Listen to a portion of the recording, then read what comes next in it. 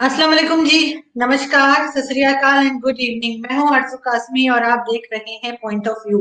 आज जी हम जरा पाकिस्तान और भारत की बात करेंगे। बार बार आज मैं शाम में भी देख रही थी कि प्राइम मिनिस्टर इमरान खान की स्टेटमेंट आ रही थी जिसमें वो बार बार कह रहे हैं कि हमें कोई अटैक का खतरा है इंडिया की तरफ से, कि भारत जो है वो पाकिस्तान के ऊपर कोई ऑपरेशन कर सकता है। तो इसके ऊपर हम बात करेंगे कि ऐसा क्यों महसूस हो रहा है पाकिस्तान में, ये क्यों बात की जा रही है, ऐसी क्या चीज हो गई है इसकी वजह से प्राइम मिनिस्टर ये बात कर रहे हैं कि जी फेक फ्लैग ऑपरेशन जो है वो भारत कर सकता है। इसके अलावा हम बात करेंगे कि पाकिस्तान अगर इसराइल को तस्लीम करता है तो उससे पाकिस्तान और इंडिया की जो रिलेशंस है वो क्या बेहतर हो सकती हैं, हमारे रीजन में कुछ बेहतरी आ सकती है, और इसी तरह की चीजों को, इसी तरह के टॉपिक को लेकर हम चलेंगे। सबसे पहले जो गेस्ट हमारे साथ हैं मैं उनका तारुफ आपसे करा दूं। हमें इंडिया से जी ज्वाइन किया है सीनियर जर्नलिस्ट अशोक वाकड़े साहब ने। आप इनको देखते रहते हैं टीवी पर भी और हमारे शो में भी सर अक्सर जो है वो आते हैं। बहुत शुक्रिया सर कि आपने ज्वाइन किया। Thank you so much. और पाकिस्तान से हमारे साथ हैं आप सबके जाने पहचाने अब्दुल समद साहब, और आपका ताल्लुक पीटीआई से भी है लेकिन इसके अलावा पॉलिटिकल एनालिस्ट भी हैं। बहुत शुक्रिया सर कि आपने भी ज्वाइन किया हमें। Thank you so much. सबसे पहले समझ जी आपकी तरफ ही चलूंगी। क्यों बार बार ये स्टेटमेंट आ रही है पाकिस्तानी गवर्नमेंट की तरफ से? आज भी मैं देख रही थी इमरान खान साहब की मुसलसल चल रही है, ट्विटर पे भी उन्होंने बात की है। क्यों ऐसा लग रहा है कि भारत जो है वो किसी किस्म का कोई अटैक कर सकता है? देखें आरजू, सबसे पहले तो ऑल्दो कि मेरा ताल्लुक पीटीआई से जरूर है, लेकिन मैं इस शो में पीटीआई को रिप्रेजेंट नहीं करूंगा, क्योंकि उसमें फिर काफी सारा रूलिंग पार्टी को रिप्रेजेंट करते हुए फिर आपको रूलिंग पार्टी नहीं, फिर फॉरेन मिनिस्ट्री की पॉलिसी को आपको करना पड़ता है, जो इंडियन मीडिया अवॉइड करता हूँ उसको, क्योंकि वो फॉरेन पॉलिसी कुछ आपका वो होता नहीं, वो बड़ी फॉर्मल सी एक चीज होती है। देखें, जहां तक मुझे फील होता है या मैं सेंस करता हूँ, जब इंटरनली आप डिस्टेबल होते हैं तो आपको कुछ ना कुछ एक्सटर्नल सपोर्ट चाहिए होती है। वो इस लिहाज से कि जी कोई आप एस्केलेशन या किसी इंस्टेबिलिटी की तरफ जाएं, ताकि वो जो आपके अंदरूनी मामलात होते हैं उनके ऊपर एक पर्दा पड़ जाए। और ये दोनों तरफ हो रहा है इस वक्त। मतलब हमारी पॉलिटिकल इंस्टेबिलिटी, जो ऑपोजिशन पार्टीज का ग्रैंड अलायंस है, उसकी वजह से, और कुछ सेनेट इलेक्शन में हम जा रहे हैं, तो सेनेट इलेक्शन से पहले पहले जो ऑपोजिशन पार्टीज हैं वो चाहती हैं कि इलेक्टोरल कॉलेज उनका डिस्टर्ब हो और वो सेनेट में रूलिंग पार्टी अपनी वो मेजॉरिटी ना ले सके। तो और इंडिया में जो मैसिवली जिस तरह से वो प्रोटेस्ट हुआ है, तो दोनों कंट्रीज इंटरनल पॉलिटिकल डायनेमिक्स हैं, शायद उनको जो ऊपर बॉर्डर्स के ऊपर कहीं सूट कर जाती है, क्योंकि वो जंग भी तो एक सियासत होती है ना, जहां तक मुझे लगता है। तो मेरा ये ख्याल है कि शायद दोनों ही मुल्क इस वक्त कुछ ऐसा एडवेंचर चाह रहे हैं कि जिससे वो लोकली फिर वो सारी जो अटेंशन है वो डाइवर्ट कर जाएं उस तरफ, और फिर कुछ थोड़ी सी पॉलिटिकल स्टेबिलिटी आ जाए, और उधर फार्मर्स का या कोई और इंटरनल उनको भी कोई इशू है या हमें भी कोई इशू है, तो मोस्टली इस तरह से भी होता है। जी बिल्कुल ठीक। मैं भी किसी हद तक आपसे एग्री करूंगी, लेकिन अशोक जी से पूछ लेती हूँ कि वो एग्री करते हैं या नहीं। जी नहीं, अशोक देखिए आरती जी, ये तो यूनिवर्सल ट्रूथ है जो साहब ने अभी कहा कि जब भी आपकी इंस्टेबिलिटी होती है तब आप ऐसा एक दुस्साहस करने का प्रयास करता है। फोकलैंड वॉर भी जब इंग्लैंड ने किया था तो कहीं ना कहीं उसके पीछे एक छोटे से बेट के लिए इतनी बड़ी लड़ाई मार्गरेट थैचर ने की थी, और उसके बाद कैसा उनको गेन हुआ। लेकिन जहां तक सर्जिकल स्ट्राइक की बात है, तो दो बातें आपके फॉरेन मिनिस्टर ने जो कही है यूएई में जाके। एक तो उन्होंने कहा कि हमारे पास इंफॉर्मेशन है कि वो फॉरेन सर्जिकल स्ट्राइक करने वाले हैं। लेकिन फिर भारत का इतिहास देखिए, भारत ने सर्जिकल स्ट्राइक दो बार की, एक बार एयर स्ट्राइक हुई, एक बार से हुई। तो दोनों स्ट्राइक के पहले एक पुलवामा उरी हुआ, उसके बाद सर्जिकल स्ट्राइक हुई, पुलवामा हुआ, उसके बाद सर्जिकल स्ट्राइक हुई। यदि कुछ कुछ होता नहीं भारत में, भारत भूमि पे सब शांति है, उसके बाद सर्जिकल स्ट्राइक वो अमाउंट टू वॉर होगा, वो भारत कभी नहीं करेगा। और भारत ने आज तक कभी भी अपने तरफ से कभी कोई इतिहास नहीं रहा है 1947 से लेकर आज तक कि भारत ने ऐसा हमला बोला हो। हाँ, ये बात जरूर है कि दोनों देशों में कहीं ना कहीं हमारे यहाँ भी पाकिस्तान का डर दिखाया जाता है, आपके यहाँ भी भारत का डर दिखाया जाता है। लेकिन जो फार्मर्स एजिटेशन को लेके जो बातें हो रही है, तो मैं थोड़ा सा आपको यहाँ पे पॉलिटिकल क्लियरिटी थोड़ी सी बता दूं कि फार्मर्स का एजिटेशन हमारे यहाँ 85 दिनों से चल रहा है, 85 डेज से, और अभी पिछले 20-22 दिनों से तो दिल्ली को घेर के बैठे हैं। जब ये एजिटेशन चल रहा था तब हैदराबाद में चुनाव हुए और बहुत बड़ा चुनाव था वो, क्योंकि वहां से भारतीय जनता पार्टी दक्षिण भारत में एंट्री करने वाली थी। वहां पे उन्होंने बहुत अच्छा किया। उसके बाद कलकत्ता में जो अमित शाह की रैली हुई बीजेपी की, क्योंकि वेस्ट बंगाल में भी चुनाव है, वहां पे भी जो भारी समर्थन मिला, एक मेंबर ऑफ पार्लियामेंट, कई member of assemblies, MLAs BJP को ज्वाइन कर रहे हैं। इसके मायने ये है, जो समर्थन मिल रहा है और जो रैलीज में लोग उमड़ रहे हैं, उससे तो ये बात बता देती है कि कहीं ना कहीं फार्मर का लेके जो इशू पकाया जा रहा है, वो इशू कहीं बंगाल में नहीं दिखता, या राजनीति में उसका डायरेक्ट फायदा किसी को होता हुआ नुकसान होता हुआ नहीं दिखाई देता। यही कारण है कि सरकार चुप है और दिल्ली घेरे हुए लोग बैठे हैं, सर्वोच्च न्यायालय में केस चल रहा है। सवाल दूसरा है कि पाकिस्तान में भी आज इकोनॉमिकल स्थिति बहुत बेकार है। जब पाकिस्तान के वजीर आजम यदि ये स्टेटमेंट देते हैं कि आर्मी मेरे अंडर है, चिंता की बात नहीं, जब किसी देश के प्रधानमंत्री को यह बताना पड़ता है कि आर्मी मेरे अंडर है, तो कहीं ना कहीं गड़बड़ है। और इतिहास भी रहा है पाकिस्तान में कि आर्मी ने कई बार टेक ओवर भी की है सत्ता, वैसा इतिहास भारत में अभी तक नहीं रहा है। तो दूसरी बात एक जो उन्होंने कही कि ये अमेरिका और बाकी लोगों में, बाकी जो लोग हैं, मतलब मैं अभी इसके पहले चीमा जी के शो में था, उन्होंने तो नाम लिया था कि अमेरिका से पूछ रहे हैं आप, इसलिए मेरे मुंह से अमेरिका निकला। तो जो बात ये कहती है कि आप बाकी देशों से कंसल्ट कर रहे हैं, मुझे लगता है कि जब सर्जिकल स्ट्राइक होता है तो वो रिटेलिएशन में होता है, उसमें पूछने की जरूरत नहीं होती। और यदि पूछना ही होता है, यदि लोग ये सोचते हैं कि हमारे अमेरिका से बहुत अच्छे ताल्लुकात है तो हम अमेरिका से पूछेंगे, भारत ने जिस भी सुपर पावर से कोई भी हो, चाहे रशिया हो, चाहे अमेरिका हो, चाहे जो भी कंट्री हो, जिससे भी ताल्लुकात रखे हैं, वो ताल्लुकात हमेशा बराबरी के रखे। आज पाकिस्तान और भारत के बीच में कश्मीर को लेके अमेरिका ने कई बार बोला कि हम मध्यस्थता करना चाहते हैं, लेकिन इंडिया ने वार्न किया उनको, ये दो देशों का मसला है, तीसरी की यहाँ जगह नहीं। तो तब हमने, दोस्ती है अपने जगह पे, व्यापार है अपनी जगह पे, आर्मी का ट्रेनिंग पार्ट है अपने जगह पे, साथ में एक्सरसाइज अपने जगह पे, लेकिन फिर भारत के अंदरूनी राजनीति में या भारत के फॉरेन पॉलिसी को किसी को इन्फ्लुएंस नहीं करने देंगे। कई बार अमेरिका ने ऐसे डिसीजन लिए कि HB1 जो वीजा के वजह से भारतीय काफी है वहां पे, तो हमारे यहाँ भी काफी तकलीफ आई। कई जगह पे हमारे यहाँ उन्होंने उल्टे रिएक्शंस भी, लॉसेस भी उठाए भारत ने। लेकिन हम ये चीजें अलग अलग रखते हैं। जहां तक सर्जिकल स्ट्राइक की बात है, सर्जिकल स्ट्राइक का ऑप्शन हमेशा खुला रहेगा जब जब कोई भी भारत की भूमि पर आतंकवाद फैलाने का प्रयास करेगा। ये ओपन ऑप्शन है, it is not only Pakistan से ही समर्थित नहीं है। इसके पहले म्यांमार में भी सर्जिकल स्ट्राइक हुए हैं। म्यांमार में अंदर घुस के जो नॉर्थ ईस्ट में जो इंसर्जेंसी थी उसको भी कंट्रोल किया है। इसलिए ठीक है, इसके पहले एक डोजियर पाकिस्तान ने दिया है बहुत बड़ा इंटरनेशनल कम्युनिटी को कि भारत आतंकवाद को कैसा समर्थन कर रहा है, कैसा फंडिंग कर रहा है। ये तमाम, उस दिन भी मैंने कहा था कि ये जो आपने डोजियर दिया, इसका इंटरनेशनली एक्सेप्टेंस होने चाहिए। मैं जब भी किसी शो पे पाकिस्तान को आरोप लगाता हूँ तो मैं डोजियर के हिसाब से आरोप नहीं लगाता, या मेरे देश ने क्या दिया इसके आरोप नहीं लगाता। जब FATA की बात होती है या यूनाइटेड नेशंस की सिक्योरिटी काउंसिल ने जो लिस्ट दी उसकी बात होती है, मैं उसके सामने रख के, उसके कैनवास पे मैं ये कहता हूं कि ये आरोप है। मैं मेरे डोजियर पे नहीं कहता। मैं इंतजार कर रहा हूं उस बात का कि जो डोजियर पाकिस्तान ने दिया है वो यथार्थ के धरातल पे कितना खरा उतरता है। यदि वो खरा उतरेगा और यदि सारी प्रूफ इंटरनेशनल कम्युनिटी मानेगी, तो मुझे नहीं लगता कि भारत को आतंकवादी देश घोषित करने में कोई भी इंटरनेशनल एजेंसी आगे पीछे देखेगी। क्योंकि यदि आतंक फैलाता है या मैं हूं या आप, ये गलत बात है। यदि आपने आरोप लगाए तो मैं इंतजार कर रहा हूं। इसीलिए मैं, जो आपने मुझे कहा था कि ये बातें क्यों होती है, मैं बिल्कुल जनाब से सहमत हूं कि जब अपने कंट्री में थोड़ी बहुत अपने हाथ से पकड़ ढीली होती है तो आप कहीं और फोकस करते हैं। अभी फिलहाल मोदी सरकार की पकड़ बरकरार दिखाई दे रही है, तो और अभी इमीडिएटली कोई चुनाव भी नहीं है कि वो ऐसा काम करे जो आरोप हमेशा उन पे लगते आ रहे हैं।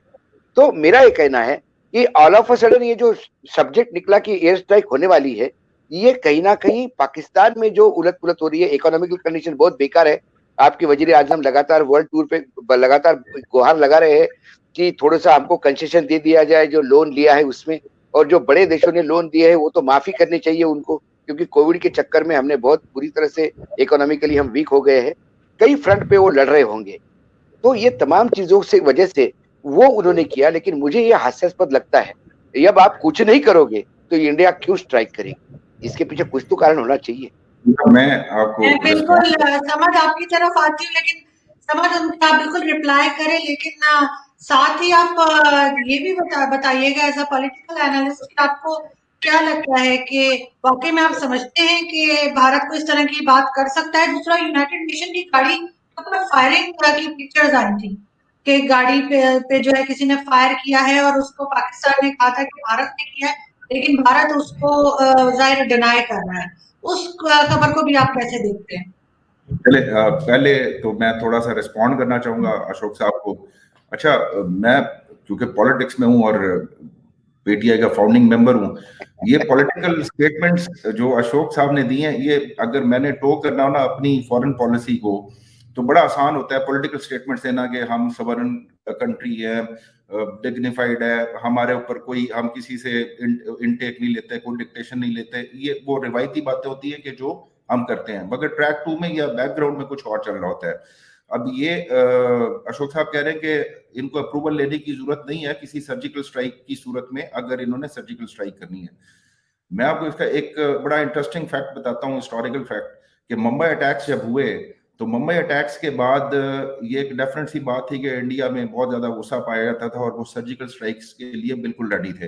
अच्छा, खुर्शीद सूरी साहब ने, जो हमारे फॉरेन मिनिस्टर थे उस वक्त, तो मुंबई अटैक्स में वो नहीं थे उस वक्त, वो जा चुके थे उसी वक्त इलेक्शन, कुछ देर पहले इलेक्शन से।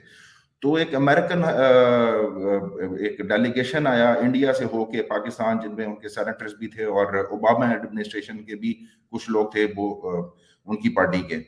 तो उन्होंने खुर्शीद कसूरी साहब को इनवाइट किया और एक डिस्कस किया एक इशू के इंडिया सर्जिकल स्ट्राइक करना चाह रहा है मुरीदके के अंदर, जो लश्कर तैयबा का या जमात दावा का हेडक्वार्टर है। तो आप क्या समझते हैं कि इस पे आपका रिएक्शन क्या हो सकता है? जनरली एक पब्लिक का रिएक्शन क्या हो सकता है, क्योंकि वो अभी भी रिटायर हुए थे एज अ फॉरेन मिनिस्टर। तो उन्होंने कहा कि वही, इसके ऊपर वही रिएक्शन हो सकता है कि जो 98 में जो टेस्ट हुए थे, न्यूक्लियर टेस्ट, और पाकिस्तान मजबूर हो गया था।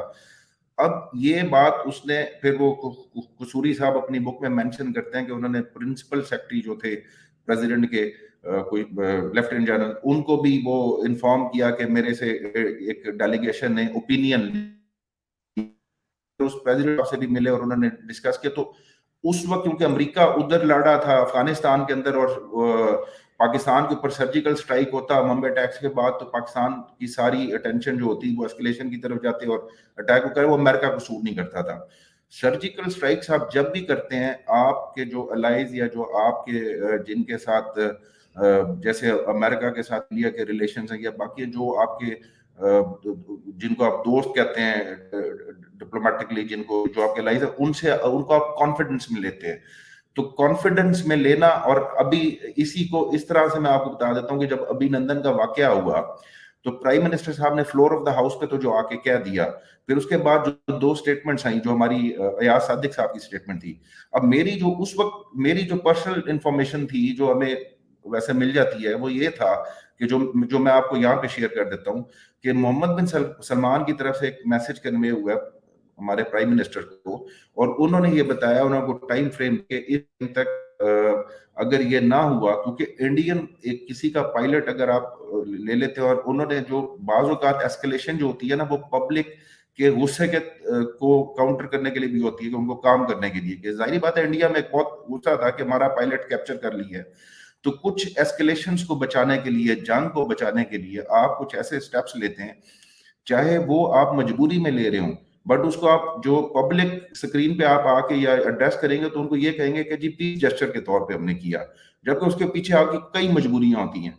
वो ये जो एंगेजमेंट्स चल रही होती है ना डिप्लोमेटिकली बैक एंड के ऊपर, और इंडिया के साथ भी हमारी ट्रैक 2 पॉलिसी जो डिप्लोमेसी चल रही थी, जिसमें जनरल असद दुरानी और जो उनके रॉ के चीफ थे वो मिलते रहते थे, वो बातें कभी फ्रंट पे नहीं आती, वो आप हिडन रखते हो उनको। और शायद आज भी कुछ अब तो शायद वो ट्रैक 2 पॉलिसी भी नहीं चल रही, अब तो जो पॉलिसी चल रही है वो हमारी जो इस वक्त अशोक साहब से गुफ्तगू हो रही है, अब तो शायद हम कोई ओपिनियन मेक कर लें तो कर लें। अब तो सारे चैनल्स बंद हो गए हैं। आरजू साहिबा का और कमर चीमा साहब का इस तरह के कुछ चैनल्स बाकी ओपन है जो गुफ्तगू के लिए है, बाकी सब बंद हो चुके हुए हैं। नहीं नहीं, और मैं दूसरी बिल्कुल, मैं आपके साथ मैं बिल्कुल सहमत हूँ, मैं बिल्कुल सहमत हूँ। लेकिन सरकारों की फर्क होता है, आप ये भी जानिए, क्योंकि आप खुद एक पॉलिटिकल पार्टी को बिलोंग भी करते हैं। ये बात तब हुई थी जब एनडीए की सरकार थी और अटल बिहारी वाजपेयी की सरकार थी। सरकार भारतीय जनता पार्टी की ही थी, लेकिन तब सरकार अपने भरोसे मेजोरिटी में नहीं थी। सरकार बाकी पॉलिटिकल पार्टीज का एक ऐसा समूह बना था, वो कोलिशन गवर्नमेंट थी, कि बीजेपी चाहते हुए भी इंडिपेंडेंट डिसीजन नहीं ले सकती थी। उनको मालूम था कि यदि ये इंडिपेंडेंट डिसीजन ले, नहीं एक मिनट, और उसके बाद अमेरिका के और भारत के ताल्लुकात तब अलग थे। अमेरिका की जो पॉलिसी थी मिडिल ईस्ट, अपने अफगानिस्तान और पाकिस्तान को लेकर, उनमें बहुत सारा फर्क था। आज वो स्थिति नहीं है। आज नरेंद्र मोदी की सरकार एब्सोल्यूट मेजोरिटी में है, 300 से ज्यादा है। उन्हें किसी और पॉलिटिकल पार्टी को, भले ही एनडीए की सरकार कहलाते हैं, लेकिन कॉन्फिडेंस में लेने की जरूरत नहीं है। दूसरी बात, अमेरिका ओबामा के टाइम पे, ये वही ओबामा भी जी थे कि जो इंडिया आए, इंडिया आने के बाद इंडिया का पूरा उन्होंने सब कुछ, जितना भी आदर-तिथ्य थे सब एंजॉय किया, और जाने के पहले आखिरी मीटिंग में ऐसा कुछ बोल गया जिसमें गवर्नमेंट को बहुत एम्बैरेसिंग पोजीशन हो गई। लेकिन अभी वो ट्रंप की सरकार थी, जब ये स्ट्राइक हुए तब ट्रंप की सरकार थी। ट्रंप और ओबामा में आपको फर्क करने होंगे। अभी जो नए राष्ट्रपति आए उनमें और अभी ट्रंप में फर्क करना पड़ेगा। ये तमाम चीजें होती है, देखी जाती है, उसी वजह से। इन द मीन टाइम हमारा इजराइल के साथ कैसे संबंध इंप्रूव हुए हैं, उससे एक बुनियादी साथ मिलता है। आप पूछो भी नहीं तो भी साथ मिलेगा। ये होता है। जब पाकिस्तान का और भारत का युद्ध हुआ बांग्लादेश को लेकर, तब अमेरिका ने 7th फ्लीट छोड़ा तो रशिया ने पनडुब्बियां छोड़ी थी। ये एक दूसरे को सिर्फ एक सजेस्टिव, एक पोस्चर लेने की बात होती है। लेकिन यदि किसी कंट्री को लेना है, आज यदि सरकार एब्सोल्यूट मेजोरिटी में है, आपके यहाँ जब जब सरकारें ताकतवर रही है जमहूरियत की, जब जब आपके यहाँ डेमोक्रेसी बहुत ताकतवर रही है, तब तब भारत पाकिस्तान के संबंध बहुत अच्छे हुए। जब जब आपके यहाँ सरकारें वीक हुई है, तब तक ये तमाम क्रॉस बॉर्डर फायरिंग, आतंकवाद, ये सब चलता रहता है। क्योंकि सरकार वीक होते से वहां आर्मी हावी हो जाती है। ये अक्सर देखा हमने। क्या अटल बिहारी वाजपेयी जब बस लेके आए थे, अटल बिहारी वाजपेयी, समझ को आवाज फिर आप लोग की ठीक नहीं आएगी। जी जी अशोक जी, आप कंप्लीट कर लें। यदि अटल बिहारी वाजपेयी जब बस लेके गए थे और जब आपके वजीर आलम ने उनका स्वागत किया था, वो कोई ड्रामा नहीं था, वो दिल की बात थी।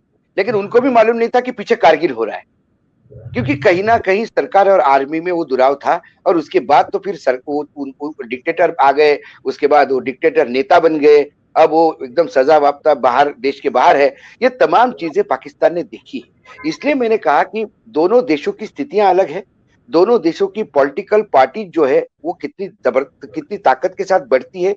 आज नरेंद्र मोदी को सवाल पूछने वाले कोई नहीं, लेकिन इसीलिए नरेंद्र मोदी, यदि वो कल कहते हैं कि आतंकवाद को मैं खत्म करूंगा, आतंकवाद हो गया, मैं स्ट्राइक करूंगा, लेकिन ये स्ट्राइक सिर्फ पाकिस्तान के साथ नहीं हुई। मैंने कहा ना इसके पहले कि बर्मा के साथ भी, बर्मा में के अंदर भी जाके स्ट्राइक करके आ गए हैं। जब वहां बर्मा के जंगलों में जब नॉर्थ ईस्ट के जो इंसर्जेंट्स छुपे हुए थे, तो वहां पे भी सर्जिकल स्ट्राइक थी। सवाल ये नहीं है, प्रश्न ये है कि पूछा जाता है, मैं बिल्कुल मानता हूं, जब आप और हम बात कर रहे हैं तो आप भले ही नहीं मानते होंगे, लेकिन इंडिया के और आपके कोई ना कोई काउंटर पार्ट कहीं ना कहीं किसी कंट्री के यहाँ पे बैठ के बात कर रहे होंगे कि ये एस्केलेशन जो हो रहा है उसको डाउन कैसा किया जाए। ये डिप्लोमेट, कोई देश नहीं चाहता युद्ध, और कोई स्थिति नहीं है किसी, हम दोनों देशों की स्थिति नहीं है कि युद्ध को झेल पाए। लेकिन फिर बर्बादी के तय करके युद्ध करना है तो फिर बर्बादी क्या और आबादी क्या। इसलिए ये डिप्लोमेटिक चैनल लगातार चलते जाते हैं। लेकिन ऐसा भी नहीं कि अमेरिका बोलेगा नहीं नहीं, ये कितने भी आतंक इनको फैलाने दो, आप कुछ मत करो। सवाल वो नहीं होता। अमेरिका ने जब अटैक आपके यहाँ से जब ओसामा बिन लादेन को मारा, तब उन्होंने किसी को इसमें नहीं लिया होगा। उनको मालूम था कि ये लोकेशन बताना भी रिस्की हो जाएगा। वो बहुत ही सीक्रेट ऑपरेशन था और ऑपरेशन हुआ। ये मेरा एज ए जर्नलिस्ट में जितना समझ सकता हूँ वो ये था कि मुंबई अटैक के वक्त अटल बिहारी वाजपेयी नहीं थे, मनमोहन सिंह थे, मनमोहन, सॉरी मनमोहन, ठीक है, इमीडिएटली और वो भी कोलिशन गवर्नमेंट थी। कोलिशन गवर्नमेंट थी, बट वो मनमोहन सिंह थे, और फिर मनमोहन सिंह ने फिर हाँ, इमीडिएटली उन्होंने कहा था कि हम yes, I accept my point, accept my ठीक पॉइंट। थे। यस, ये थैंक बिल्कुल बिल्कुल बिल्कुल। यू जी, आप जी। जी जी, आप उन्हें रिप्लाई कर दो। फिर साथ ही यही है कि क्या क्या आप उनसे एग्री करेंगे कि जो बात वो कह रहे हैं यही बात है, कि सिर्फ जो गवर्नमेंट से उनसे कुछ हैंडल नहीं हो रहा होता है, इस वजह से इस तरह की ब्लेम गेम चल रही होती है। और हमारे यहाँ तो ऑफ कोर्स आर्मी का एक बहुत स्ट्रांग रोल रहा है, हमेशा से रहा है। नहीं, बिल्कुल, देखें, जहां तक बात आती है कारगिल की, तो मैं इसको पाकिस्तान के शायद टॉप 5 ब्लंडर में से एक ब्लंडर कहता हूं। और मैं इस बात को इंडोर्स इस तरह से करता हूं कि जब ये हुआ, और जब प्राइम मिनिस्टर को भी इस बात से आगाह नहीं किया गया था, उनको मिसलीड किया गया था, एक ऐसी कंफ्यूज्ड ब्रीफिंग दी गई थी कि जिसमें, खैर ये तो फिर एक लंबी बात हो जाती है। मैं इसको जस्ट एक बात से मैं इसको कंक्लूड करूंगा कि जब ये हुआ तो वहां से वाजपेयी साहब की कॉल आई, और रात टाइम, और वाजपेयी साहब के साथ जिन्होंने, जो साथ बैठे थे साहब, जिन्होंने प्राइम मिनिस्टर से बात की, जो कि प्राइम मिनिस्टर हमारे शायद जिंदगी में इससे ज्यादा शर्मिंदा नहीं होंगे कि साथ बैठा शख्स जो था वो दिलीप कुमार था। और दिलीप कुमार ने प्राइम मिनिस्टर नवाज शरीफ को कहा कि साहब, ये आपने, मियां साहब, ये आपने हमारी पीठ में छुरा घोंपा है। अब ये वाकई ऐसी बात थी, क्योंकि जब सिविल मिलिट्री एक पेज पे नहीं होते, जब प्राइम मिनिस्टर को जो दो उस में जो लेके आया, जैसे आज वहां पे मोदी गवर्नमेंट है जो इतनी बड़ी मेजोरिटी लेके आई है, तो जब इतना बड़ा पब्लिक मैंडेट लेके एक शख्स आया और उसको पता ही ना हो, तो फिर दिलीप कुमार की बात का तो इनकार नहीं किया जा सकता कि भाई वो उस वक्त छुरा घोंपना ही कहा जाएगा उसको। क्योंकि एटलीस्ट अगर ये सब कुछ होता, तो अगर सिविल प्राइम मिनिस्टर को कॉन्फिडेंस में भी लिया होता, तो शायद इस यहां तक नौबत ना आती। और फिर इस पाकिस्तान के हालात इसी से खराब हुए कि अगर तो प्राइम मिनिस्टर ने मुशर्रफ का को जब डिसमिस किया था, अगर मुशर्रफ डिसमिस हो जाता, तो सिर्फ मुशर्रफ ने डिसमिस नहीं होना था, फिर मुशर्रफ का कारगिल के ऊपर ट्रायल होना था, फिर उसके साथ वो जो लेफ्टिनेंट जनरल्स थे उनका भी ट्रायल होना था, और फिर ट्रायल का नतीजा जो निकलना था वो आपके सबके सामने है। तो फिर यहाँ पे वही बात आ जाती है कि कब्र एक और मुर्दे दो है, या उसने नवाज, या फिर उसने खुद दफन होना था। तो हमारी तो खैर ये हिस्ट्री रही है कि जिसमें हम अगेन वही बात करते हैं कि अभी भी तो नहीं कर सकते सिंस, क्योंकि जब से हमारी ये पाकिस्तान बना था, और फिर हमने जो अमेरिका, इंडिया तो उस वक्त में रहा ना, हम तो उस वक्त भी ब्लंडर करके हम चले गए अमेरिका के पास। फिर हमने बगदाद पैक्ट किया, सीटो सियंटो, कि हमने डिफेंस कॉपरेशन के लिए, अब defence cooperation founder Mohammad Ali Jinnah ने उनको $2 बिलियन कहे कि हमें आप फाइनेंशियल असिस्टेंस दें, तो उन्होंने रिफ्यूज कर दिया। तो मतलब सिविलियन गवर्नर का भी इंटरेस्ट उस वक्त, हम कम्युनिज्म, वो कम्युनिज्म के खिलाफ लड़ना चाह रहे थे उस वक्त। ये कम्युनिज्म और कैपिटलिज्म का वो चल रहा था, क्योंकि वर्ल्ड वॉर 2 खत्म हुई थी। पहले तो रशिया और सोवियत और अमेरिका अलाए थे, फिर जब उनकी खत्म हुई, फिर उसके बाद उन्होंने हमें, अब हम चले गए उनके कैंप में। इंडिया वहां पे न्यूट्रल रहा, उसने न्यूट्रल पोजीशन ली, हमारा ये भी ब्लंडर था। फिर जब हमें पैसे मिलना शुरू हुए, सिंस देन जब हम पैसे थे, तो फिर बात भी उसी की मानी जाएगी जो आपको पैसे दे रहा है। फिर तो मिलिट्री बढ़ता गया, बढ़ता गया, बढ़ता गया। तो उस वक्त देखें, फॉरेन पॉलिसी की जो फॉर्मुलेशन होती है, वो आप या तो करते हैं ट्रेड के लिए, फॉरेन अपनी डिफेंस कॉर्प्स के लिए। तो जो हमारी फॉरेन पॉलिसी थी तब, वो जिनके साथ ये कॉन्टैक्ट हो रहे थे उस वक्त, वो मिलिट्री कॉपरेशन के हो रहे थे, क्योंकि हमने तो कम्युनिज्म के खिलाफ लड़ने के लिए वो कर। तो जब उस वक्त एक इंस्टीट्यूट इतना ज्यादा जब पावरफुल हो जाए, जब फंड्स भी उसको मिल रहे हों, जब वो तो अगेन फिर उसका, फिर ये और दूसरी बात जो, एक मैं आपको बात कहना चाहूंगा, लेकिन वो फिर आपका सवाल आगे आएगा, मैं उस हवाले से इसराइल के बारे में आपने पूछा, वो फिर मैं आपको उसमें जवाब दूंगा आपको। बिल्कुल बिल्कुल, और मैं अशोक जी से इसराइल की तरफ ही बात करूंगी, लेकिन उससे पहले समर, आपने इतने सारे ब्लंडर गिनाए हैं पाकिस्तान के, कि ऐसा ना हो कि वो पाकिस्तान की जगह बलंटिस्तान कुछ इस तरह का कुछ नाम पड़ जाए हमारा, कि इतने ज्यादा तो इतने नहीं, ब्लंडर पाकिस्तान ने किए हैं। लेकिन अफसोस की बात यह है कि सीखा कुछ नहीं, हमारी हाँ, गलतियों से हमने वो सीखा कुछ नहीं। हमने उसके बाद दोबारा गलती की और अब आज तक गलती पे गलती करते जा रहे हैं। अशोक जी, आपको लगता है कि इजराइल को पाकिस्तान को तस्लीम कर लेना चाहिए, उससे कोई फायदा होगा, कोई फर्क पड़ेगा पाकिस्तान में? नहीं, मुझे एक लगता है कि देखिए, इजराइल के और भारत के भी संबंध इतने अच्छे नहीं थे स्टार्टिंग में, क्योंकि हमारी नॉन अलाइनमेंट पॉलिसी होने की वजह से कई बार यासिर अराफत तो हमारे यहाँ बहुत बड़े गेस्ट करके, मतलब पूरा देश उनको प्यार करता था। तो इजराइल का और हमारा ओपनिंग ही नरसिंह राव जो हमारे प्राइम मिनिस्टर रह चुके हैं, जब वो एक्सटर्नल अफेयर मिनिस्टर थे, तब वहां से पहले एग्रीकल्चर के नाम से शुरू हुआ। जब हम वहाँ उनके और हमारे ताल्लुकात एग्रीकल्चर बेस्ड चालू हो गए, लेकिन जब जब हमारे पे परेशानी आती थी, और इजराइल ने कई बार हमको एम्यूनिशन भी सप्लाई किया, ये पॉलिटिकल कांटेक्ट नहीं होने की वजह से, ना हमारी एम्बेसी ना उनकी एम्बेसी, इसके बावजूद भी कई बार उन्होंने आउट ऑफ वे जाके मदद की, मतलब उनके लिए व्यापार हो सकता है, but they never deny India. आज टेक्नोलॉजी बहुत आगे गई है। आज इजराइल से आप मात्र उसको मुस्लिम और एंटी मुस्लिम के पॉइंट ऑफ व्यू से देखने के बजाय, यदि इजराइल ने जो एग्रीकल्चर में ग्रोथ किया है, बाकी सेक्टर में ग्रोथ किया है, यदि उस ग्रोथ को आप अपने यहाँ ला सके, तो एक इस देश, क्योंकि आपके यहाँ भी एग्रीकल्चर, भारत और पाकिस्तान कोई अलग अलग नहीं है, ये एक लाइन खींचने से दो देश बन गए, लेकिन इससे भूगोल नहीं बदलता, इससे कल्चर नहीं बदलता, इससे खान पान नहीं बदलता, इसके लिए क्लाइमेट नहीं बदलता। ऐसा नहीं कि लाइन खींचने से पाकिस्तान में गर्मी हो जाएगी और इधर ठंड पड़ जाएगी। जो पृथ्वी, जो अपने यूनिवर्स का है वो है, ये तो हम लोगों ने लाइन खींची। तो इसलिए यदि इजराइल के साथ आपके संबंध अच्छे हो जाते हैं, तो आपको कई दृष्टि से उसको फायदा हो सकता है, क्योंकि मात्र एक मुस्लिम ब्लॉक इजराइल को नहीं चाहता, इसलिए उनकी लड़ाई आप अपने कंधे पे क्यों लेते हैं? सवाल ये है। हमारे को भी कहा जाता है कि भाई मुसलमान नाराज हो जाएंगे, इंडिया का तो कोई मुसलमान नाराज नहीं हो गया। अब कल इजराइल के साथ जाने से इंडिया का मुसलमान भारत के साथ है, भारत का मुसलमान क्यों किसी और मुल्क के साथ जाएगा? मैं तो बार बार कहता हूं, यहाँ तक हो गया था कि हमारे गृह मंत्री ने जब ये कहा कि कसाब को हमने रातों रात पूना में जाके फांसी दी, क्योंकि हमको लगा यहाँ बवाल होना था, उनके एक स्टेटमेंट पे सुशील कुमार शिंदे को शाम को देश से माफी मांगनी पड़ी, क्योंकि ऐसी कोई पॉलिटिकल पार्टी नहीं थी, ऐसा कोई समाज नहीं था कि जो टूट पड़ा मुस्लिम सुशील कुमार शिंदे पे कि कसाब को फांसी होने की वजह से यहाँ का मुसलमान नाराज होगा। ऐसा आपने सोचा ही कैसे और बोला कैसे?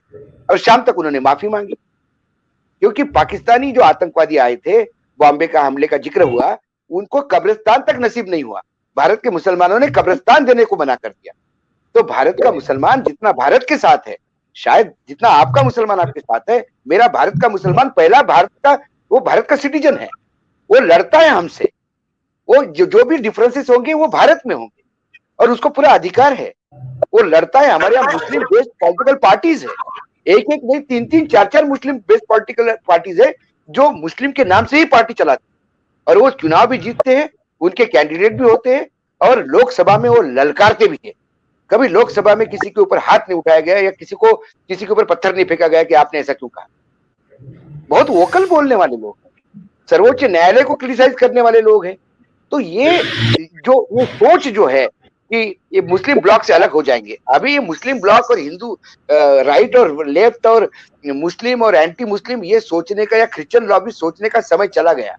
अभी वर्ल्ड यदि हम ग्लोबल विलेज के रूप में देखते हैं तो डेवलपमेंट बहुत जरूरी है, क्योंकि ये कोविड ने दिखा दिया, यदि एक वायरस आता है और सबको एक लाइन में नापता है, फिर क्या यूरोप हो, क्या अमेरिका हो, क्या पाकिस्तान हो, बांग्लादेश और श्रीलंका हो, वह उसने किसी को नहीं बख्शा। और जो गरीब देश है, मैं तो हमेशा मजाक में कहता हूं कि भैया गरीब देशों में लोग इतने खाने के लिए नहीं होते और इतनी इम्यूनिटी अच्छी होती है उनकी, कुछ भी खा के जी लेते हैं, तो इम्यूनिटी अच्छी है।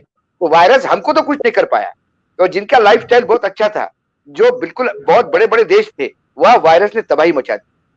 तो ये कई बार हम गरीबी कहते हैं, तो ऐसे वायरस की लड़ाई में ये फायदा भी हो जाता है। तो मेरे कहने का मतलब ये है कि अब इजराइल के साथ आपके संबंध हो गए, तो जरूरी नहीं कि इजराइल की पॉलिटिकल लाइन आप टो करें, लेकिन इजराइल का डेवलपमेंट आप ले लो। इजराइल के लिए आप भी एक मार्केट हो सकते हैं, वो भी छोटा देश है, वो भी मार्केट ढूंढ रहा है, और उससे भारत और पाकिस्तान के भी संबंध ठीक होने में मुझे लगता है कई जगह कई लोग आने से पता नहीं क्यों, किसके वजह से क्या ठीक हो, लेकिन आज हम तीनों यहाँ बैठे, हम तीनों में से कोई नहीं चाहता कि कल ईद के दिन मैं गाड़ी उठा के यहाँ से निकलूं और सीधा आपके यहाँ जाके ईद की दावत खाऊं। या होली मनाने के लिए आप वहां से सीधा पाकिस्तान से भारत आ जाए, दिल्ली आ जाए और हमारे साथ होली खेले। ये हर दोनों तरफ के जो आवाम है उनकी दिली इच्छा है। लेकिन गिने चुने पॉलिटिशियंस और ये जो तथाकथित धंधेबाज लोग हैं, जिनका मोटिव ये है कि इन दो देशों के झगड़े में हमारी दुकानें चलती रहे, ये दुकानदारों की वजह से ये प्रॉब्लम होती है। मैं ये नहीं कहता कि मैं भारतीय हूं इसलिए, लेकिन बताइए, नरेंद्र मोदी को बहुत एंटी मुस्लिम माना जाता है, लेकिन उन्होंने जब अपनी पहली शपथ ली तो बाकायदा वजीर आजम को बुलाया एज अ गेस्ट। वो अनशेड्यूल्ड पहुंच जाते हैं पाकिस्तान शादी में शरीक होने, कहीं से आम जा रहे हैं तो उधर से स्टॉल आ रही है। अब ये सब बातें जब चलती है तो कहीं ना कहीं हमारी तरफ से तो हमारी आर्मी तो कभी ऐसी एक्शन नहीं ले सकती। ये मैं बता देता हूँ, आर्मी कितनी भी बड़ी हो, हमारे यहाँ आज भी आर्मी पार्लियामेंट के अंडर ही है, वो डिसीजन नहीं ले सकती। हमारे यहाँ कई बार कुछ गलत बातें भी हुई है, आर्मी ने सहन की है। सर अशोक जी, वो तो खैर अगर मैं लाइटर मोड में कहूँ तो वो तो हमारा देसी तरीका है कि हम लोग दावत में बगैर इनविटेशन के पहुंच जाते हैं, खाना वाना खाने के शौकीन होते हैं। मैं भी बहुत बार गई हूँ शादी में बगैर इनविटेशन के। तो मोदी जी भी मुझे लगता है कि मेरी जैसे ही बगैर इनविटेशन के पहुंच गए थे। तो पहुंच गए थे नहीं, मोदी जी बगैर इनविटेशन के तो गए थे, ये सोच के गए थे कि भतीजी को आशीर्वाद देने जा रहा हूं मैं, मेरे अपने घर पे जा रहा हूं। मैं आज भी कहता हूँ, बहुत अच्छा सर, मुझे ये उनका अंदाज़े बल्कि अभी भी उन्होंने मुझे किसी ने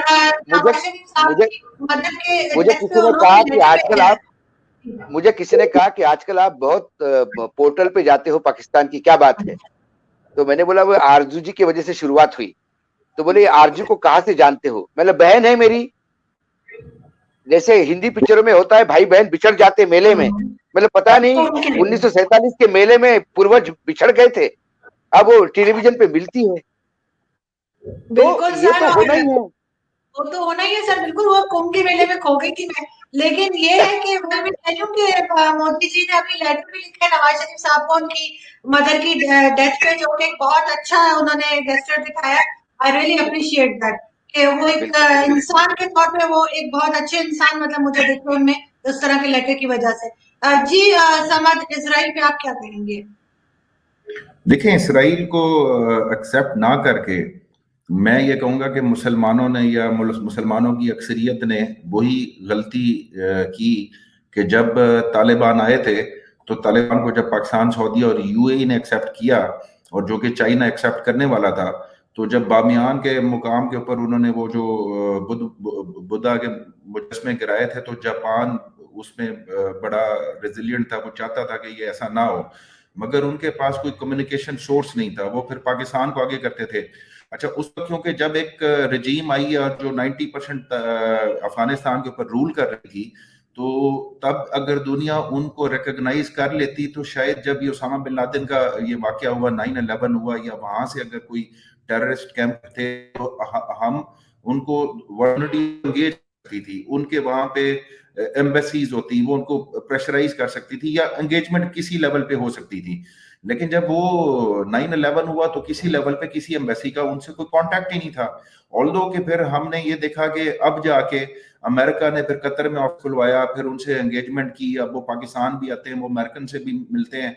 तो उस वक्त ना एक्सेप्ट करके, यही गलती हमने इसराइल को एक्सेप्ट ना करके की कि अगर हमने बहुत पहले उसको एक्सेप्ट कर लिया होता, और अगर वो वहां से एनक्रोच कर रहा था, वहां से अगर कोई सेटलमेंट इलीगल कर रहा था, तो हमको डायरेक्टली उसे कोई बात कर सकते हो, उसको कोई वर्ल्ड, हम मुस्लिम कम्युनिटी उसको समझा सकती।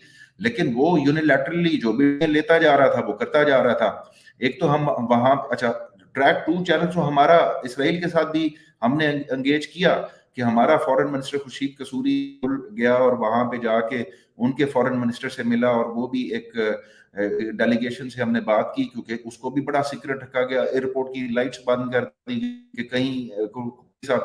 अच्छा, जब अब हम इस स्टेज के ऊपर पहुंच चुके हुए हैं कि जी इसराइली मीडिया के ऊपर अगर हमारा कोई शख्स आ जाता भी, एक वो समझ नहीं आती कि भाई अगर किसी को आप रिकॉग्नाइज कर भी लें, अभी तो रिकॉग्नाइज नहीं किया, रिकॉग्नाइज कर लें, इंडिया को भी हमने रिकॉग्नाइज किया हुआ है। रिकॉग्नाइज करने का मतलब क्या कि हमने जंगें नहीं लड़ी या हम आज लड़ाई नहीं लड़ रहे, मतलब उसका मतलब ये नहीं होता कि आप उसकी बात को इंडोर्स करें, आपने एक्सेप्ट कर लिया, जैसे आपकी दोस्ती नहीं होती इंटरनेशनल अफेयर्स में, इसको हम दोस्ती नहीं कहेंगे। तो ये समझ से बाहर है। जबकि अब तो सऊदीया छोड़ के बाकी तो तमाम इवन जो भी है, जो अब एक अपने आप को क्लेम करता है, सबसे पहले तो एक्सेप्ट इसराइल को उसने किया था। फिर 2 साल उन्होंने ये डिस्कनेक्ट रखा अपना सफारती ताल्लुक, और फिर पिछले हफ्ते उन्होंने फिर अपना एम्बेसडर भेज दिया। तो डिप्लोमेटिकली एंगेज करना बहुत जरूरी होता है किसी को। Even people to people contact भी आता है, एक साइड पे आता है कि, लेकिन स्टेट लेवल के ऊपर डिप्लोमेटिकली हमने इसराइल को, हम इसराइल को आइसोलेट करें। आज दुनिया में मुल्क साइज के एतबार से नहीं उनकी वर्थ होती। अगर साइज के एतबार से कोई वर्थ होती तो सूडान जो था मुसलमानों का एक वक्त में, ये पार्टीशन से पहले सबसे बड़ा मुल्क था, लेकिन सूडान की कोई हैसियत नहीं है, यानी कि सूडान को कोई पूछता नहीं है। तो इसराइल एक छोटा सा अगर मुल्क होने के बाद, आपको पता है कि आजरबाईजान ने जो ये जंग लड़ी सारी वो इसराइली ड्रोन के ऊपर लड़ी, यानी कि उनको मिलिट्री मैन पावर नहीं चाहिए। उन्होंने सारी मिसाइल, एक सिर्फ डिफरेंस था, ये जो एक मिसाइल जो उनके पास वो ड्रोन्स थे जिसकी उसके ऊपर, और उन्होंने फिर बाद में जहां पे वो मिलिट्री परेड की तो ड्रोन्स को बड़ी इंपॉर्टेंस दी, वो लेके घूमे। वहां पे टर्किश प्रेसिडेंट भी थे गॉड ऑफ ऑनर लेने के लिए, और वो उनका आजरबाईजान का प्रेसिडेंट भी था, और वो तो चूम रहे थे उसको कि ये इसराइली ड्रोन है जिसकी वजह से हमने ये जंग जीती है। तो आज मॉडर्नाइजेशन की बात होती है, ये नहीं देखा जाता कि पाकिस्तान के पास कितनी आर्मी है, पाकिस्तान ने कितने इलाके को कवर किया हुआ है। हमने इंडिया के साथ भी देखिए, हम एक छोटा मुल्क थे, हमें तो एक बहुत बड़ी मार्केट जो थी वो इंडिया की 120 मिलियन की मार्केट जो है ना वो हमारे पास होनी थी, कि अगर हमारी कोई फैक्ट्री या यहाँ पे इंडस्ट्री, अगर हमारे लिए ट्रेड खुल जाए कि हमने इंडिया के साथ, हमारे इंटरेस्ट में था कि हमें बहुत बड़ी मार्केट मिल रही है ना, हम कहीं दूर क्या भेजे, अमेरिका अपनी प्रोडक्ट्स क्या भेजे, हमारे लिए तो हमारा नेबर सबसे बड़ा वो है, लेकिन ना हमारी वो अफगानिस्तान से बनी ना हमारी उधर से बनी। तो इंडिया के लिए पाकिस्तान तो छोटी मार्केट है, क्योंकि लोग छोटे थोड़े हैं तो मार्केट भी छोटी है। तो बट अगेन मैं वही कहूंगा, क्योंकि हम तो हमेशा से वो वहां से लेके जो कम्युनिज्म के खिलाफ लड़ने से लेके अफगानिस्तान में सोवियत के खिलाफ लड़ने तक, हमें सिर्फ एक ही चीज समझ आई कि शायद हमें मिलिट्री एड मिलेगी, इस एवज में हमें $20 अरब अमेरिका से मिल जाएगा तालिबान के खिलाफ लड़ने में, तो वो हम ले लेंगे, थोड़ी सी इकोनॉमी चल जाएगी आगे। लेकिन अब जाके क्या करेंगे? अब ना तो अब तो अमेरिका को जरूरत है तालिबान से लड़ने के लिए, ना ही अब सऊदियों को हमारी जरूरत है। तो हमने सारे अंडे उठा के डाल दिए चाइना के ब्लॉक में, कि अब शायद वो एक सेवियर के तौर पे सामने आएगा। तो फॉरेन पॉलिसी को इस तरह से नहीं, फॉरेन पॉलिसी को मिलिट्री एड से ज्यादा ट्रेड के ऊपर फोकस करना चाहिए, ताकि आपकी ट्रेड, अगर ट्रेड एंड टूरिज्म कि आपके यहाँ लोग आए, अगर इंडिया के लिए पाकिस्तान एक बहुत बड़ा टूरिस्ट स्पॉट होता कि वहां के जो लोग आते हैं, आपने एक चीज सिर्फ एक मजहबी उनका जो करतारपुर बनाया, आपने वहां पे आप देख लें कि वो कितना बड़ा, लेकिन शायद अभी तक भी ये कब जाके हम समझेंगे इस बात को, तो देखें। बिल्कुल जी। और अशोक जी, जैसे अभी समझ साहब ने बात की, तो आप मुझे बताएं कि आप क्या समझते हैं कि पिछले 50 या 60 साल में आपने जो है पॉलिटिक्स जो है इंडिया पाकिस्तान की ही नहीं बल्कि वर्ल्ड पॉलिटिक्स को कैसे बदलते हुए देखा है? क्या अच्छी तरफ जा रही है, या आपको लगता है कि नहीं कुछ खराबी की तरफ चली गई, पहले बेहतर था? नहीं नहीं, बेहतर तो देखिए आरजू जी, मैं तो हमेशा ऑप्टिमिस्टिक रहता हूँ। बेहतर तो हो रही है। देखिए पहले देशों का ईगो, बाउंड्रीज, ये मैटर करता था, किसने किसकी जमीन ली, किसने किसकी जमीन छोड़ी, किसने किसको अटैक किया, किसने। आज के डेट में अमेरिका की, यदि आपने अमेरिका का इतिहास यदि देखा जाए, तो अमेरिका ने सबसे पहले अपनी नेवी बहुत स्ट्रांग की, क्योंकि उनको सारे विश्व के नेवल रूट्स पे कंट्रोल करना था। और आज अमेरिका की नेवी इतनी स्ट्रांग है कि पूरे विश्व का व्यापार उनके आशीर्वाद से चलता है। तो उन्होंने अपनी नेवी स्ट्रांग की, अपना व्यापार स्ट्रांग किया, और फिर वर्ल्ड के किसी भी कोने में माल लेना हो या माल देना हो, अमेरिका सबसे आगे रहा। चाइना वही पॉलिसी कर रहा है। चाइना का देखिए आप, चाइना ने क्या किया, चाइना ऐसे ऐसे कंट्रीज में जाके अपना पैसा लगा रहा है, आप सोच भी नहीं सकते। वहां की इकोनॉमी धीरे धीरे वो कंट्रोल करते जा रहा है। चाइना भी कोई अपने आर्म्स के भरोसे या एम्यूनेशन के भरोसे या अपनी दादागिरी के भरोसे आगे नहीं बढ़ रहा है। मेड इन चाइना ने, चाइना प्रोडक्ट्स ने आज तहलका मचा दिया पूरे विश्व में कि कई कंट्रीज की इकोनॉमी, अमेरिका जैसी कंट्री की इकोनॉमी थर्राने लगी कि अपने को कहीं ना कहीं चाइना पे एंटी डंपिंग लगाना पड़ेगा, नहीं तो हम मर जाएंगे। तो ये चाइना ने किया। हमारे यहाँ पे भी चाइना का माल बहुत आता था, लेकिन हमें ये मालूम था कि वो हमारा ऐसा पड़ोसी है जो कभी भी तकलीफ दे सकता है। तो हमारे यहाँ बेसिक ड्रग्स जो है मेडिसिन के, वो चाइना से आते थे। तो चाइना को ये मालूम था कि कुछ भी हो जाए इंडिया हमको बैन नहीं करेगा, क्योंकि इंडिया बैन करेगा तो इंडिया की इकोनॉमी, सब फैक्ट्रियां बंद हो जाएगी।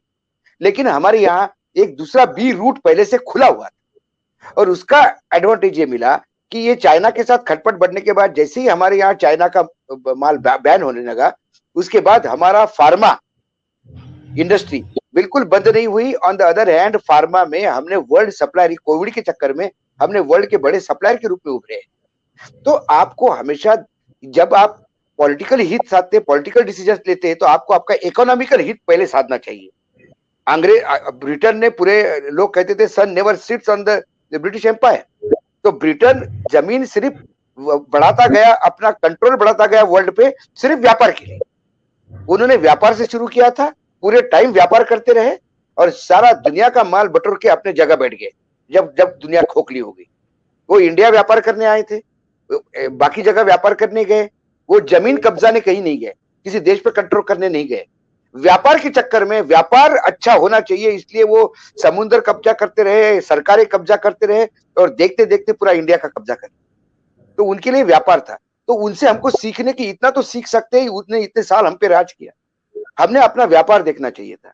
आज में मैं जानता हूं पाकिस्तान, जब हमारे यहाँ इंटरनेशनल ट्रेड फेयर होता है, मैं आपको आरजू जी बता दूं कि पाकिस्तान के स्टॉल पे सबसे ज्यादा रश होता है, और पाकिस्तान के जितने भी लोग आते हैं स्टॉल लगाने, वो खाली हाथ वापस जाते हैं, उनका माल नहीं बचता।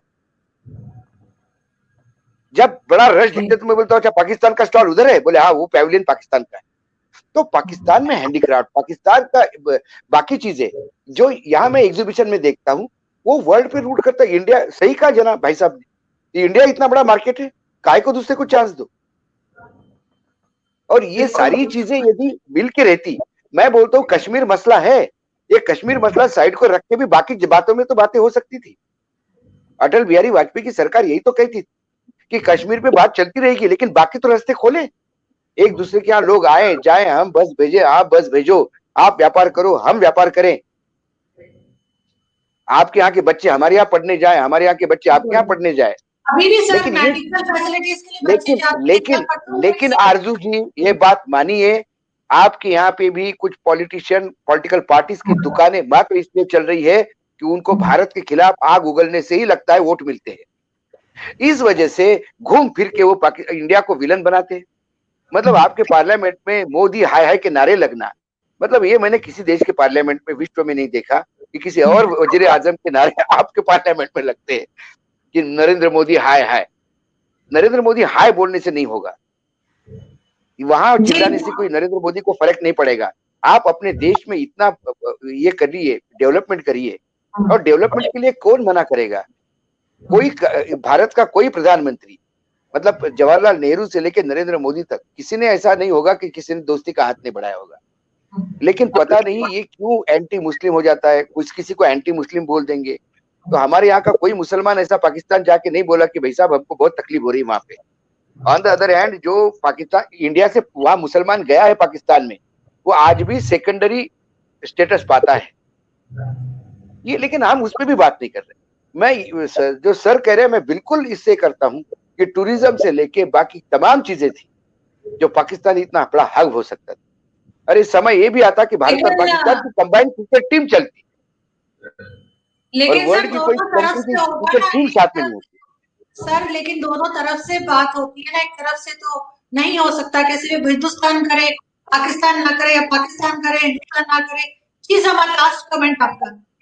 आरजू जी मुझे एक बात बताइए, हमारे यहाँ, एक सेकंड, हमारे यहाँ पठानकोट हुआ, हमने पाकिस्तानी एजेंसीज को बोला कि आप आके इन्वेस्टिगेट करिए, ये फैक्ट है, सारा विश्व जानता है। कल कोई कहेगा कि भैया आपके यहाँ आतंक की कार्रवाई हो गई, आइए देखिए भाई साहब कहाँ हो रही है, देखिए चेक करिए, चले आइए बैठिए, सवाल वो होता है। लेकिन आप लगातार भारत को विलन के रूप में डोजियर देने के बाद तो स्थिति और खराब हो गई। अब आपने डोजियर दे ही दिया है तो अब इंतजार ही करें डोजियर का।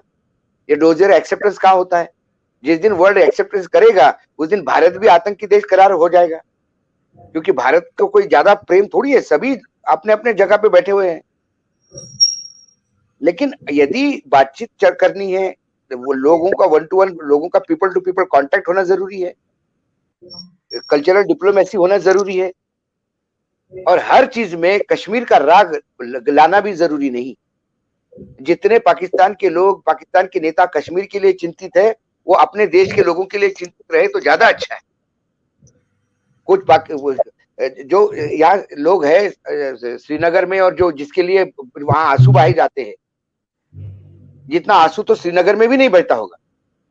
तो इसको इश्यू बना के छोड़ने के बजाय डेवलपमेंटल पॉलिटिक्स यदि करे तो वाकई, यदि सिंसियरली बात, यदि लास्ट कमेंट चाहती है तो मैं चाहता हूं कि दोनों देशों के बीच में जो इश्यूज है उसको साइड को रख के कॉमन प्लेटफॉर्म पे कहाँ बातें हो सकती है, उस पे यदि आदान प्रदान हो जाए तो बहुत सारी चीजें खुलती है।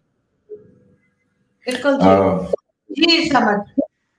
अच्छा, मैं एक तो डोजियर पे बाद में आऊंगा, इससे पहले मैं ये कहना चाहूंगा कि उन्होंने एक बात की थी कि जब सिविलियन गवर्नमेंट होती है उस वक्त इंडिया के साथ हमारे ताल्लुकात ज्यादा अच्छे होते हैं। अच्छा, वो जो कारगिल का मास्टरमाइंड था हमारा आर्मी चीफ, जब उन्होंने टेक ओवर किया और फिर जब उन्होंने प्रेसिडेंट रफीक तारड़ को निकाल के वो आगरा के लिए गए, उन्होंने वो हैट भी पहना था कि मैं प्रेसिडेंट हूं तो मुझे प्रेसिडेंशियल प्रोटोकॉल मिलना चाहिए। तो जब वो आगरा समिट हुआ, आगरा समिट में ऑल्दो के जॉइंट डिक्लेरेशन तो कोई ना हो सकी, लेकिन उसके बाद फिर इस्लामाबाद समिट हुआ 2004 में। एक बार मुशर्रफ साहब ने यूनाइटेड नेशन के जो जनरल असेंबली के साइड लाइन्स पे मीटिंग्स होती हैं, गालिबन मनमोहन सिंह के साथ वो मीटिंग थी, तो उसमें उन्होंने वो बोल दिया कि for the sake of argument, for the sake of dialogue, Kashmir के ऊपर हम बात नहीं करेंगे, जैसे ये बात करेंगे कश्मीर को छोड़ दे। वो एक ही बार उन्होंने जब ये बात कही तो आप यकीन जानिए कि जब वो बात प्रेस में आई तो इतना प्रोपेगेंडा हुआ पाकिस्तान में कि मुशर्रफ साहब ने कश्मीर सरेंडर कर दिया, कश्मीर से विदड्रॉ कर लिया, जबकि उन्होंने ये कहा था कि for the sake of dialogue हम इसको साइड पर रख के बाकी एक बात कर लेते हैं। इमिडिएटली वहां पे उसको आना पड़ा। उस वक्त जमाली, जफरुल्लाह जमाली, जो जिनकी अभी रिसेंटली डेथ हुई है, उनको इमिडिएटली आके उनके अगेंस्ट स्टेटमेंट देनी पड़ी कि नहीं, वो क्लैरिफिकेशन करनी पड़ी। खुर्शीद कसूरी उस वक्त फॉरेन मिनिस्टर थे, उन्होंने आके उसको किया। यानी कि उस वक्त तो मिलिट्री रूलर था, आर्मी बेसिकली तो आर्मी चीफ भी था मुशर्रफ, प्रेसिडेंट भी था, और प्रेसिडेंट साहब ने ये बात कही, एक आर्मी चीफ ने ये बात कही, तो वहां पे रिटेलिएट किया, वहां पे इस तरह से एक इतना एंटी वो सेंटिमेंट आया कि वो तो बर्दाश्त ही नहीं हुआ उनसे कि कश्मीर को अगर हम आज मैं अशोक साहब के से कहूं कि जरा हम साइड पर रख के तो बाकी बात कर लेते हैं, वो यहाँ पे किसी से बर्दाश्त नहीं होता। तो दूसरी बात ये कह रहे थे डोजियर की। अच्छा, डोजियर इंडिया ने भी हमें दिया था मुंबई अटैक्स में, 400 पेजेस का डोजियर दिया था। अब डोजियर में इशू क्या आता है कि डोजियर में जो उन्होंने, वो डेविड हैडले था जिसने 25 लाख रुपए उस वक्त कहा कि मैंने आईएसआई से लिया और फिर मैंने ये आइडेंटिफाई किया, और फिर ये चाचा लखवी था जिसने ये सब कुछ किया, वो एक लंबी स्टोरी है। लेकिन उसमें जो प्रूव करना था वो ये था कि ये वाकई स्टेट स्पॉन्सर्ड थे, ठीक है। अब डोजियर में वो सारे कनेक्शन, अगर मेरे ऊपर कोई कह दे कि जी मुझे आईएसआई का, मैं तो सिर्फ जिंदगी में ISI chief general Asad Durrani के अलावा किसी कोई दूसरा आईएसआई का बंदा मुझे मिला ही नहीं आज तक कि मैं ये कह सकूं। ऑल्दो कि हम सुनते हैं कि शायद उनकी तादाद में ना, वो यहाँ पे तो वो मेजर गौरव आर्या मुझे कहते हैं कि जी आप, मुझे लोग रॉक एजेंट कहते हैं और आप आईएसआई का एजेंट कह देते होंगे। तो इस तरह के एजेंट्स हमने बहुत सुने जिनके ऊपर इल्जाम लगता है कि जी, और पाकिस्तान में तो इमरान खान ने पूरा शो कर दिया कि जी ये एक सेगमेंट कर दिया कि मेजर गौरव आर्या अंडर कवर एजेंट है रॉ के। तो ऐसे रॉक एजेंट्स के साथ तो हमारा इंटरेक्शन होता रहता है, लेकिन मैंने वो नहीं कहा सर, मैंने वो डोजियर की बात मैंने ऐसी कही कि जो डोजियर हम आपको देते और आप हमको देते उसकी बात नहीं। पाकिस्तान सरकार ने इंटरनेशनल एजेंसीज के पास ये डोजियर दिया है कि भारत ने अफगानिस्तान में फंडिंग किया है, ये फंडिंग किया है, वो फंडिंग किया है, ये एक्टिविटीज की है, या पाकिस्तान को डैमेज किया है। मैंने कहा ये डोजियर दिया है, let the international agencies prove it, they are the judge, let them say that India, we have got the proofs, now you are into deep state, we are confirmed that you have done this. जिस दिन ये होगा उस दिन वाकई भारत को भी मुंह दिखाने की लायक जगह नहीं रहेगी। लेकिन मैं आप पे आरोप करूं, मैंने जब भी पाकिस्तान के बारे में बोला, आरजू जी की शो पे कई बार भी बोला, मैंने कभी ये डोजियर नहीं दिया कि भारत ये क्लेम कर रहा है ना। मैं ये कह रहा कि FATF ग्रे लिस्ट में है, भैया उसको जरा ठीक करो। मैं कहता हूँ यूनाइटेड नेशंस की सिक्योरिटी एजेंसी ने एक लिस्ट दी, वो आपके यहाँ लोग है, वो देख लीजिए। मैं हमेशा इंटरनेशनल एजेंसीज ने जो किया उस पर बोलता हूँ, दो देशों के बीच में आरोप प्रत्यारोपों की बात नहीं करता। मैंने तो ये भी टकर दिया कि जब आपके यहाँ कहा, आपके मिनिस्टर ने कहा हाउस में कि उरी हमने करवाया, तो मैं भी समझ गया कि ये इमेच्योर स्टेटमेंट है। इस आदमी को इतनी अकल नहीं है कि क्या बोलना चाहिए और क्या नहीं बोलना चाहिए। क्या भी होगा तो कम से कम एंडोर्स तो मत करो। सवाल तो मैंने इसलिए कहा कि जो डोजियर किया है उसकी बात हो रही है। अच्छा, फवाद चौधरी की बात तो एक साइड पे बात हुई। अर्जुन जी, मैं बस ये एक बात करना चाहूंगा, और मैं अर्जुन जी के शो में आपके साथ बड़ी ब्लंट स्टेटमेंट देने लगा हूं। डोजियर को भी छोड़ दें, डोजियर जो हमने दिया उसको भी एक साइड पे रख लें, जो मुंबई अटैक्स में मिला हम भी उसको एक साइड पे रख दें। दिल पे हाथ रख के मैं कहता हूं कि जो कुछ वहां से हो रहा है या जो कुछ यहां से हो रहा है, चाहे वो मैं नाम ले लेता हूँ मुंबई अटैक्स हो या कोई भी नॉन स्टेट एक्टर्स, जिनको हम फ्रंट पे नॉन स्टेट एक्टर्स कहते हैं, हमने तो कारगिल वालों को भी नॉन स्टेट एक्टर्स कहा। हकीकत ये है कि जब भी कुछ होता है उसका जवाब मिलता है। हम कुछ करते हैं उधर से जवाब जरूर आता है। मैं ये नहीं कहता कि नहीं इंडिया नहीं जवाब, मैं रॉ की या इंडियन की कैपेबिलिटी पे कभी भी शक नहीं करता। मैं कहता हूं कि हमने जब भी कुछ किया हमें जवाब जरूर मिला, चाहे वो बलूचिस्तान में मिले, चाहे वो पाकिस्तान के थ्रू मिले, कुछ भी। हम जब तक रियलाइज नहीं करेंगे कि मैं आपके ऊपर अटैक करूं आप चुप करके बैठे, ये हो नहीं सकता। चाहे मैं हिडन अटैक करूं आपके ऊपर, चाहे मैं नॉन स्टेट एक्टर करूं, चाहे पुलवामा, जारी बात है पुलवामा अब इसराइल आके तो नहीं करेगा, या कोई दुनिया की दूसरी कुव्वत तो आके नहीं करेगी। जो भी एक्टिविटी अगर मिलिटेंसी हम, लेकिन हमें पता होता है कि जी ये बैक्ड बाय या फाइनेंस बाय या इक्विप्ड बाय हो। आपकी वॉइस ब्रेक हो रही है समझ। तो हमें ये रियलाइज कर लेना चाहिए आपस में बैठ के कहीं, जी हमें ये रियलाइज कर लेना चाहिए कि हमने बहुत।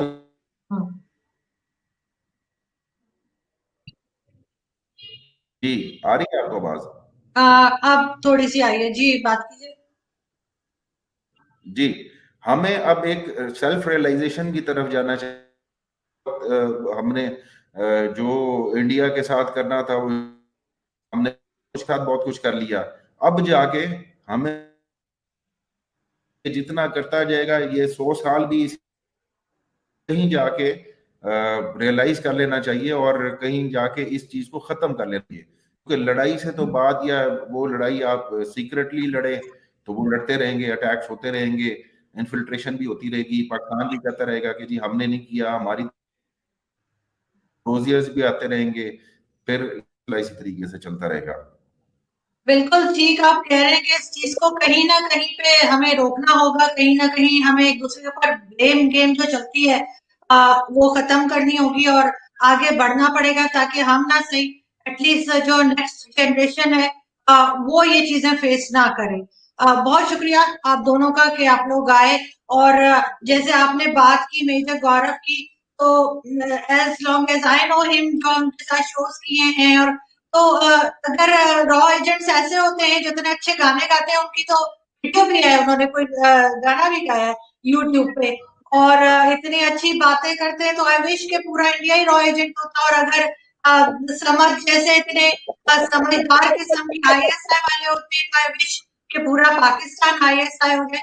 लेकिन एक चीज से मुझे समझ नहीं आती, समद को ISI कह देते हैं, मेजर गौरव को रॉ कहते हैं, तो वो तो मुझे समझ आती है, मुझे किस चक्कर में रॉ एजेंट बनाते हैं ट्विटर पे, वो मुझे अभी तक समझ नहीं आई है। तो आप में से किसी को अगर आए तो मुझे जरूर बताइएगा। Thank you so much sir. और हमने बगैर प्लान के ग्रुप पहना है, कोई ये ना समझे हम जो है ना बैक स्टेज कोई ड्रामा क्रिएट करने वाले, ये तो इत्तेफाक से सबने ग्रुप पहन लिया, तो आज हम ग्रुप बना रहे। Thank you so much sir. Ashok sir thank you, Samad sir thank you so much, so kind of you, thank you।